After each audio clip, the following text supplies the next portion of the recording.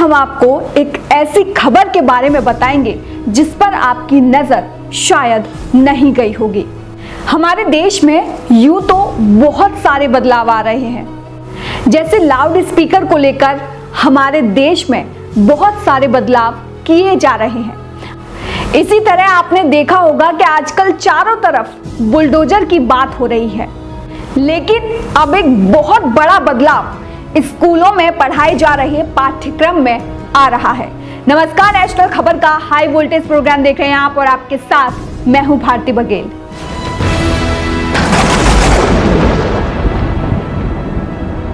कहते हैं बचपन गीली मिट्टी के समान होता है।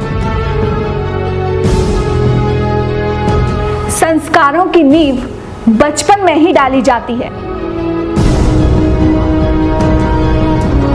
अच्छे बुरे, सही और गलत का अंतर भी बचपन से ही पढ़ाया जाता है।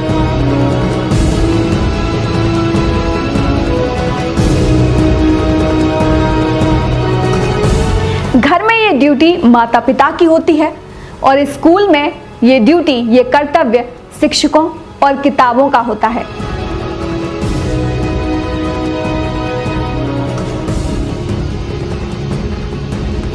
लेकिन क्या आप गारंटी के साथ कह सकते हैं कि आपका बच्चा स्कूल से जो कुछ भी पढ़कर आ रहा है वह एकदम सही है?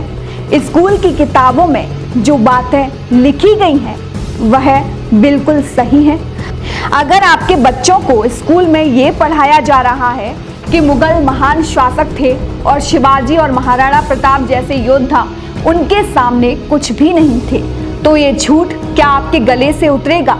अगर यह बताया जाए कि औरंगजेब टूटे मंदिरों का जीर्णोद्धार करवाता था, फिर खुद से यह नहीं पूछेंगे कि काशी विश्वनाथ मंदिर को तोड़े जाने का सच क्या था? आज हम जिस पर बात करने जा रहे हैं वो ये है कि सीबीएसई ने स्कूली किताबों में पढ़ाए जाने वाले इतिहास के गलत पन्नों को हटाकर एनसीईआरटी का एक नया और संशोधित पाठ्यक्रम जारी कर दिया है। केंद्र सरकार ने इसके लिए एक संसदीय कमेटी बनाई थी, जिसकी सिफारिशों के बाद नई किताबें छपने के लिए जा चुकी हैं। लेकिन नए पाठ्यक्रम पर अब विवाद भी पैदा होने लगा है और खुद कांग्रेस के सांसद राहुल गांधी इसे भगवाकरण का नाम दे रहे हैं।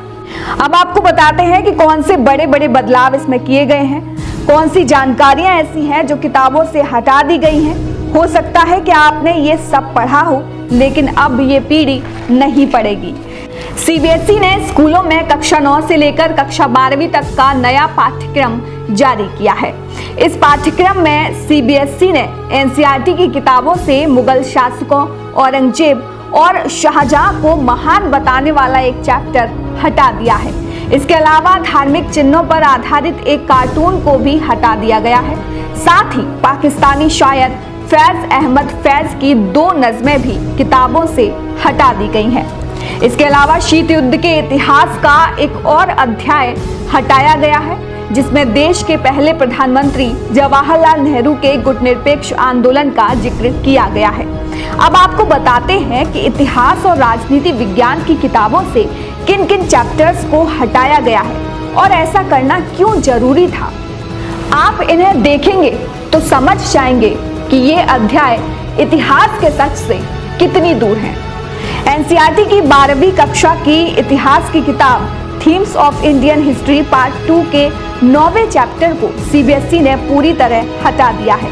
इस किताब के पेज नंबर 234 पर क्रूर शासक औरंगजेब और शाहजहां का महिमा मंडन किया गया था।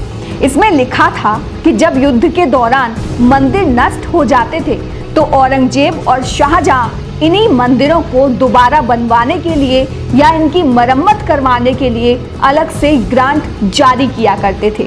मतलब इतना बड़ा दिल था उनका कि युद्ध में जो मंदिर नष्ट हो जाते थे उन्हें बनवाने के लिए ये अलग से पैसे दिया करते थे। इसी चैप्टर में ये भी लिखा था कि मुगल कोर्ट यानी कि मुगलों की अदालत कैसे उस जमाने में न्याय किया करती थी, कितने न्याय पसंद थे जो मुगल थे। जबकि असली इतिहास यह है कि औरंगजेब मंदिरों का जीर्णोद्धार करवाने के लिए नहीं बल्कि उनका विध्वंस करने के लिए कुख्यात था। ऐतिहासिक साक्ष्य अगर आप देखेंगे तो वर्ष 1669 में भगवान शिव के 12 ज्योतिर्लिंगों में से एक काशी विश्वनाथ मंदिर को औरंगजेब के आदेश पर ही पूरी तरह से ध्वस्त किया गया था और वहां मस्जिद का निर्माण कराया गया था, जिसे आज ज्ञानवापी मस्जिद के नाम से जाना जाता है। इतिहास की किताबों में मुगल बादशाह शाहजहां को ताजमहल बनवाने के लिए याद किया जाता है, लेकिन ताजमहल बन जाने के बाद ये वही बादशाह है जिसने मजदूरों के हाथ काट दिए थे। हमारे देश में इस समय 700 से ज्यादा जिलों, कस्बों और गांवों के नाम मुगल शासकों के नाम पर हैं।